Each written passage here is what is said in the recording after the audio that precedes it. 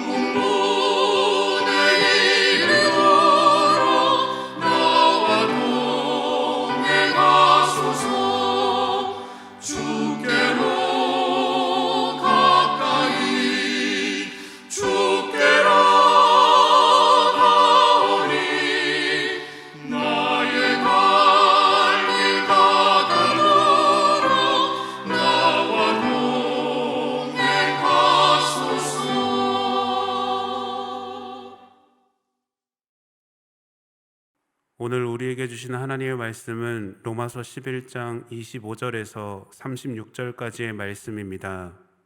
형제들아, 너희가 스스로 지혜 있다 하면서 이 신비를 너희가 모르기를 내가 원하지 아니하노니 이 신비는 이방인의 충만한 수가 들어오기까지 이스라엘의 덜어는 우둔하게 된 것이라. 그리하여 온 이스라엘이 구원을 받으리라. 기록된 바 구원자가 시온에서 오사 야곱에게서 경건하지 않은 것을 돌이키시겠고 내가 그들의 죄를 없이 할 때에 그들에게 이루어질 내 언약이 이것이라 함과 같으니라.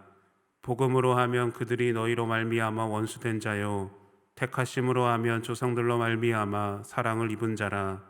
하나님의 은사와 부르심에는 후회하심이 없느니라. 너희가 전에는 하나님께 순종하지 아니하더니 이스라엘이 순종하지 아니하므로 이제 긍휼을 입었는지라. 이와 같이 이 사람들이 순종하지 아니하니 이는 너희에게 베푸시는 긍휼로 이제 그들도 긍휼을 얻게 하려 하심이라.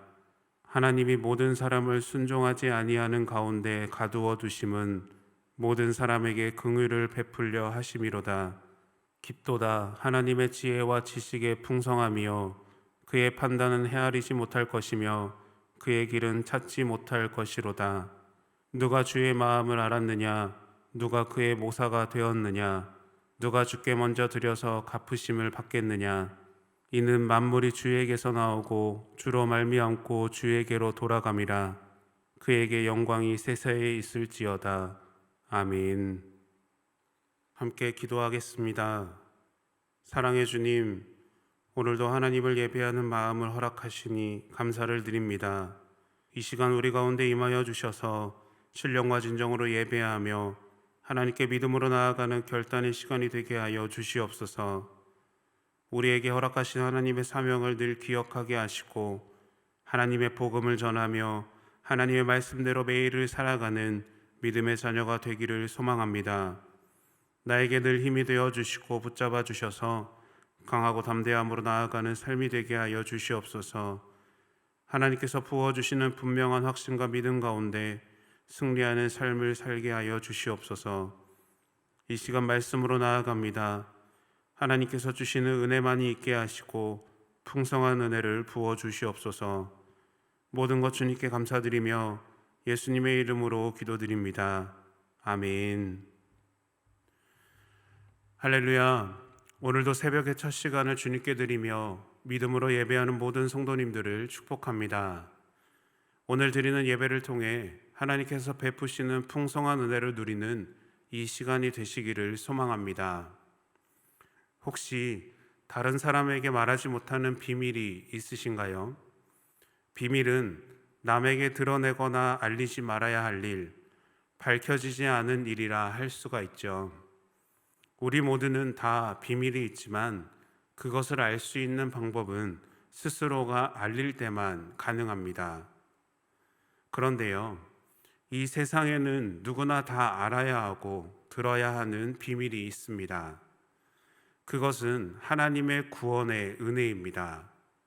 하나님은 우리를 사랑하셔서 예수님을 이 땅에 보내셨고 예수님으로 인하여 우리는 구원을 받았습니다.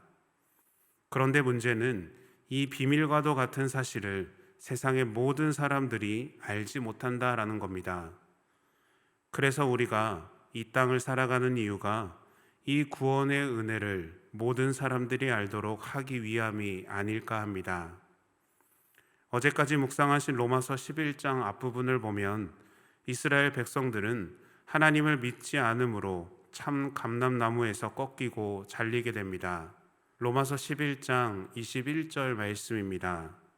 하나님이 원 가지들도 아끼지 아니하셨은즉 너도 아끼지 아니하시리라 라고 말씀하십니다. 여기서 원 가지가 누구인가요? 바로 이스라엘 백성들입니다. 하나님이 택하신 이스라엘 백성들일지라도 하나님을 믿지 않고 말씀대로 살기를 거부한다면 꺾이고 잘린다라는 겁니다. 하지만 이 일로 인해 이방인들은 접붙임을 받아 믿음으로 서게 되죠. 하지만 이방인들 역시 안심할 수는 없었습니다. 왜냐하면 이방인들도 이스라엘 백성들처럼 하나님을 믿지 않고 교만하여 믿음이 떠나게 되면 그 가지에서 꺾인다라고 말씀하시기 때문입니다. 하지만 이스라엘 백성들에게 소망이 없는 것은 아닙니다. 하나님은 이스라엘 백성들이 다시 믿음의 자리에 서게 되면 그들을 다시 접붙이겠다고 약속하셨습니다. 잘려나간 가지에 믿음으로 회복한 이스라엘 백성들을 접붙여서 그들에게 구원의 축복을 누리게 하시겠다라는 겁니다. 이런 구원의 은혜는 사람의 지혜와 지식, 계획으로는 알 수도 없고 깨달을 수도 없습니다. 오직 하나님의 은혜를 경험할 때 알게 되는 것이죠. 사도 바울은 말씀을 통해 이 사실을 우리에게 말하고 있습니다. 본문 25절 말씀입니다. 형제들아, 너희가 스스로 지혜 있다 하면서 이 신비를 너희가 모르기를 내가 원하지 아니하노니 이 신비는 이방인의 충만한 수가 들어오기까지 이스라엘의 더러는 우둔하게 된 것이라 라고 말씀하십니다. 신비라는 단어는 비밀과 같은 의미입니다. 그런데 이 비밀은 너희가 스스로 지혜 있다 하면서 라는 말씀과 같이 스스로 지혜가 있어도 하나님께서 보여주시지 않으면 모른다라는 것이죠. 사도 바울 역시 이 비밀을 하나님을 통해 깨달았고 그것을 믿음으로 전하고 있는 겁니다. 사도 바울은 이 과정에서 이스라엘이 더러는 우둔하게 된다라고 말하고 있는데요. 무엇에 우둔하게 될까요? 그것은 복음입니다. 하나님이 원하시는 이방인의 충분한 구원의 숫자가 이르기까지 이스라엘 백성들은 계속 우둔하게 되어서 강팍한 마음을 가지고 계속해서 복음을 거부한다라는 것이죠. 하지만 이스라엘 백성들에게 소망이 있는 것은 하나님이 계획하시는 이방인의 숫자가 채워지면 이스라엘 백성들의 마음이 열리게 되고 그들이 다시 복음을 영접하고 구원을 받게 된다라는 겁니다. 하나님은 이와 같은 상황을 통해서 그들이 하나님의 은혜를 다시 생각하고 약속의 확신을 기억하라고 말씀하고 계신 겁니다. 하나님은 이스라엘 백성들뿐만 아니라 이방인들 역시 사랑하셨고 이들을 구원하기 위해서 이스라엘 백성들을 넘어지게 하셨습니다. 그리고 이방인의 충만한 수가 구원을 받을 때 그 구원의 은혜는 이스라엘 백성들에게로 다시 돌아가는 것이죠. 이스라엘 백성들의 넘어짐은 영원한 것이 아닙니다. 이처럼 우리의 고난과 환난도 하나님의 계획에 있음을 믿으시기를 바랍니다. 우리 앞에 놓인 고난과 환난은 잠시 머물다 지나가는 것들입니다. 왜냐하면 하나님은 우리에게 회복과 치유의 때를 예비하시고 허락하셨기 때문입니다. 나의 상황과 환경이 힘들고 어려울지라도 하나님의 세밀하신 계획을 믿고 변함없는 하나님의 사랑을 붙잡고 나아가는 믿음의 자녀들이 되시기를 축원합니다. 계속해서 말씀을 보면 하나님은 이스라엘 백성들을 사랑하고 있음을 보게 됩니다. 본문 28절, 29절 말씀입니다. 복음으로 하면 그들이 너희로 말미암아 원수된 자요 택하심으로 하면 조상들로 말미암아 사랑을 입은 자라. 하나님의 은사와 부르심에는 후회하심이 없느니라. 아멘. 복음으로만 보면 하나님은 이방인을 위해서 이스라엘 백성들과 원수가 되셨습니다. 하지만 이스라엘 백성들을 향한 하나님의 사랑은 변함이 없으십니다. 이 모든 일들이 가능한 이유는 하나님께서 이스라엘 백성이나 이방인이나 모두를 사랑하시기 때문입니다. 다시 말해서 하나님은 단 한 명이라도 더 구원의 은혜를 경험할 수 있도록 인도하신다라는 것이죠. 그런데 우리가 문제입니다. 우리는 하나님 앞에서 게으를 때도 있고 신앙적으로 흔들릴 때도 있습니다. 하지만 하나님은 우리의 이런 모습조차도 사랑하시고 우리를 택하신 것을 후회하지 않으십니다. 우리가 살아가는 모든 것들이 다 하나님의 은혜인 이유는 하나님의 사랑과 계획이 있음을 믿으시기를 바랍니다. 어느 때에든지 우리를 기다리시고 우리를 사랑하시는 하나님을 바라보며 하나님 곁에 늘 거하는 믿음의 자녀들이 되시기를 소망합니다. 그래서 하나님은 우리가 어떤 모습으로 있든지 상관하지 않으십니다. 하나님은 늘 우리를 기다리고 계시기 때문이죠. 본문 30절, 31절 말씀입니다.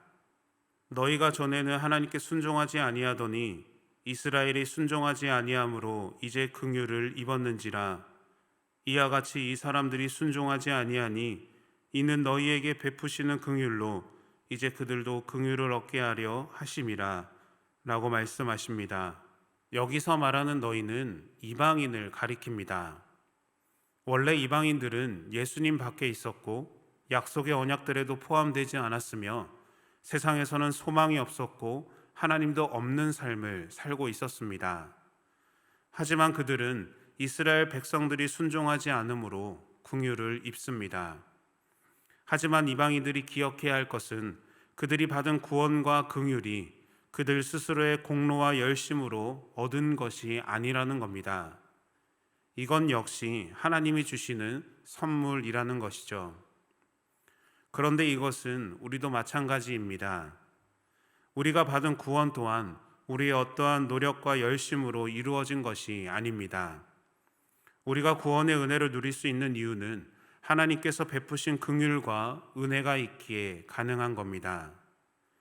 하나님은 우리가 살아온 배경과 과거에 대한 그 어떤 것도 묻지 않으시고 우리의 실수조차 문제 삼지 않으시며 있는 모습 그대로를 받아주시는 분이 우리 하나님이심을 고백하시기를 바랍니다. 본문의 마지막 사도 바울은 이렇게 고백합니다. 본문 36절 말씀입니다. 이는 만물이 주에게서 나오고 주로 말미암고 주에게로 돌아감이라. 그에게 영광이 세세에 있을지어다. 아멘. 이 시간 우리의 모든 것들이 하나님의 손에 있음을 고백하시기를 바랍니다.